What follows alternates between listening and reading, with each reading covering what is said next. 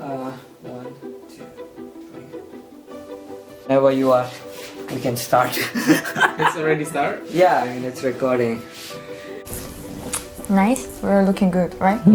Yeah, I am looking good. Okay, then same. Hi, Renato. Hi. I'm confused if I should say hi to you guys or to Renato, my friend here.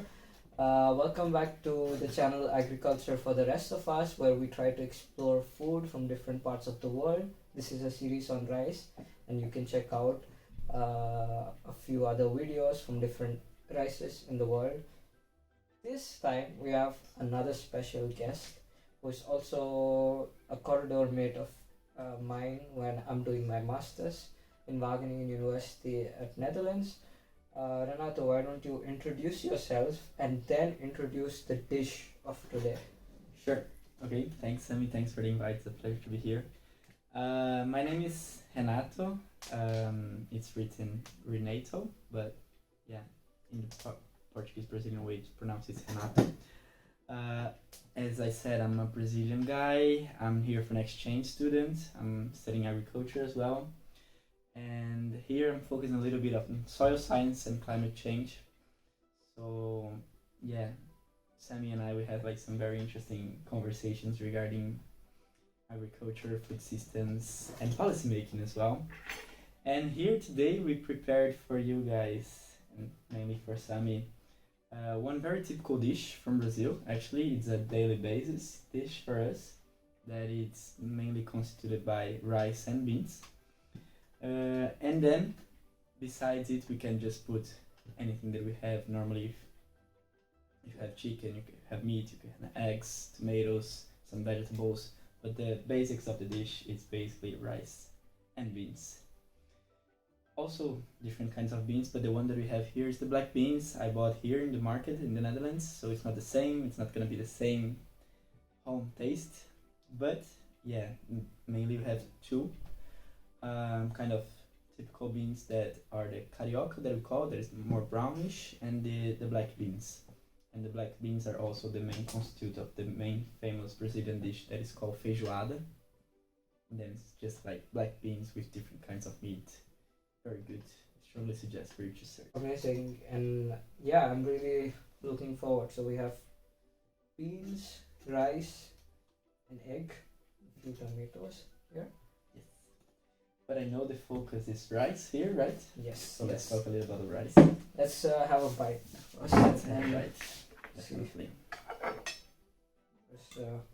think so. The show is more about eating, guys, and you just get the opportunity to hear.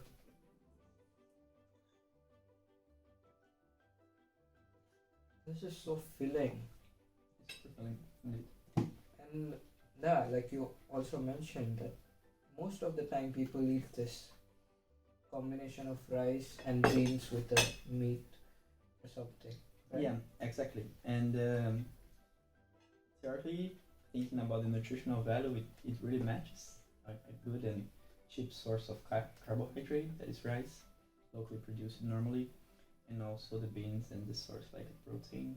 So yeah, beans are the most common protein that we have in Brazil. Yeah, and rice. When did it kind of become, or was it part of Brazil? I'm confused. I'm also learning about Brazil with you. So, when did it become a part? Such a big part, I would say. Yeah. In case you have an idea. Yeah, definitely. It's completely cultural, deeply rooted in Brazil nowadays. And I did a quick research actually before the episode. I was wondering because I have like some cultural, historical introduction of rice in Brazil. And as far as I remember, the research indeed confirmed it. Actually, it has been consumed way before than the Portuguese colonization in Brazil. And also, Which is in. it's in the 1500s. Okay, that's quite some time, more than 500, Yeah, 600 yeah. years ago. More than half millennium, yeah, exactly. And interestingly, it was mainly cultivated in the Amazon wetlands regions. So it was a very indigenous. They didn't call rice by the time. They call like water maize. Oh, water maize. Yeah, Nice. yeah. That's a new name. In Portuguese, it's milho d'água. Milho d'água. Yes, exactly. And then, of course, with the Portuguese colonization, we had some different kind of like cultivars as well.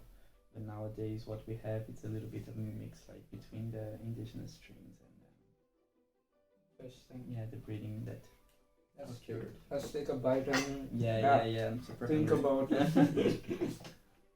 Mm. Yeah, because this show is about eating and talking, so we can't like stop.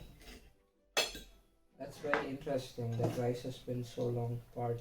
And do you think, and I know you're not an expert on this, but do you think it was such a big part for a long time too? Or were there, like in India, recently we had the Green Revolution and the short rice varieties, and that led to like rice becoming like eaten a lot. So, do you think there was anything like this that influenced it? Or?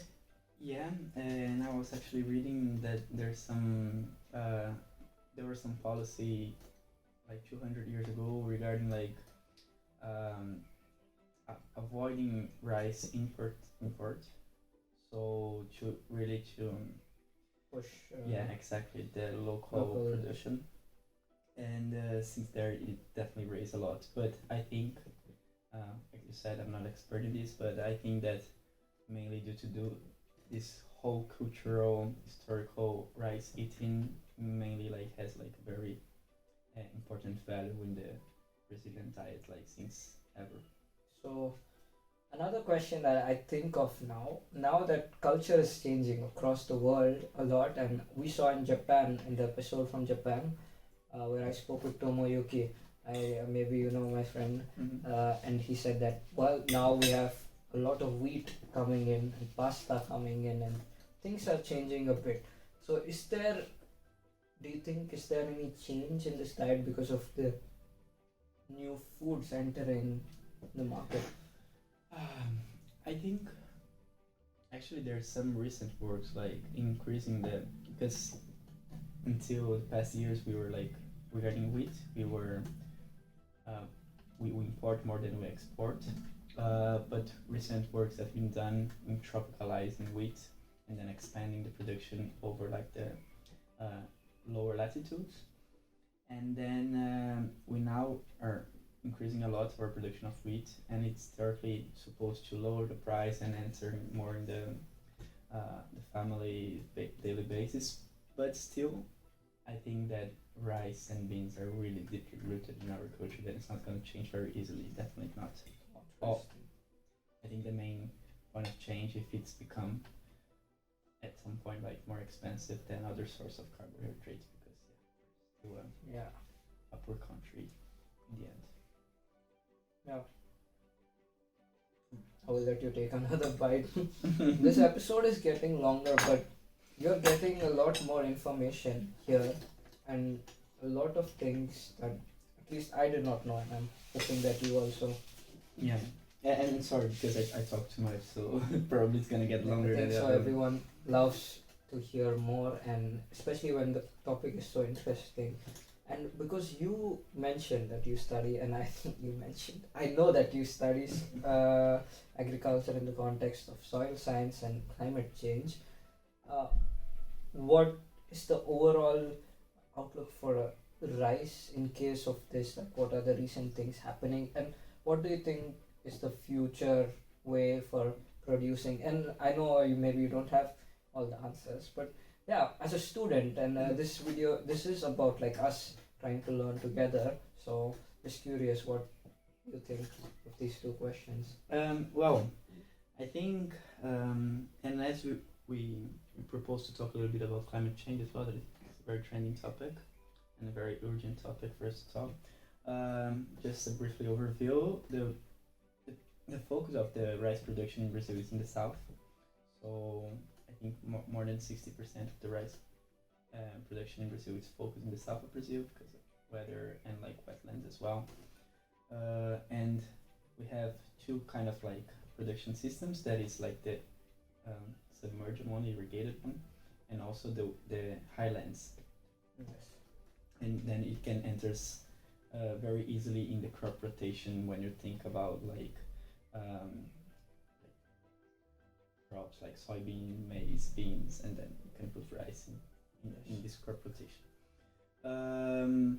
So I think there is, as I said, climate change is a big threat to Brazil as well.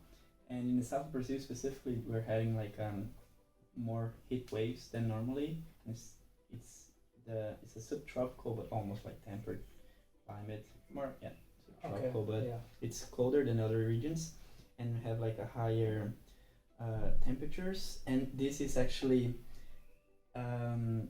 shortening the rice cycle, and then it's reducing the grain quality because of it. So I don't know how it's gonna be. As I said, I'm not an Yes. expert in rice, but maybe the breeding focus is in that way, or also to expand to other regions of Brazil as well, to maybe focus in highlands as well, and expanding this production towards like a more um, rotated crop areas, Yeah, it's maybe very in the other, center yeah. west of Brazil. And we see that there is research happening to move lot of crops in lot of places and growing crops like I think so winery in Norway, or I'm confusing, but like because of the temperature changes, it's going to be very interesting. But yeah, I think so. Although there are a lot of changes, rice is still going to be a part of uh, Brazil's diet for some time, and rice is an important crop.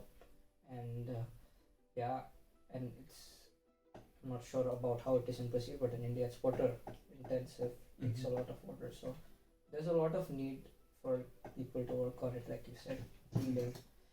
And yeah, if we're gonna end soon, guys. So and then we eat really. If you want to, just to end it, if you have anything to say, yeah, would be nice. Yeah, just a little ad before saying goodbye and thanking you. Maybe it's too early to say, but there are some startups and there's some like other companies working with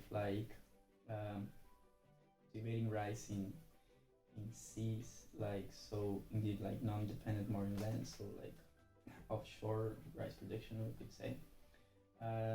Let's see how it goes. Is it happening in Brazil also? It's the beginning of the research, so let's see how it goes. Yeah, I think so. If we find the links, we'll put it below the video so Yeah, you can look definitely. it up. Yeah. But just to end, I would like to thank you for the invite. It's very good to also think a little bit more about daily basis that we don't actually think. We just eat.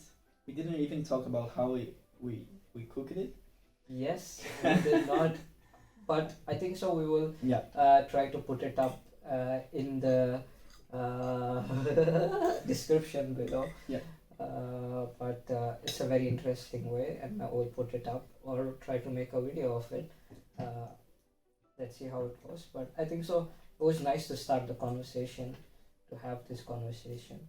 So thank you for being a part of the video, and guys, thanks for watching. Have a nice time and see you in the next video. Renato is going to go for his summer vacation, so if you want to wish him a good time, just click in the comments below, like have a fun vacation. Renato. Yeah. And my time in Netherlands is ending, but not our friendship, and you're more than welcome to eat the proper rice and the proper beans in Brazil soon. Thank you so much. Okay, see you guys. Bye bye.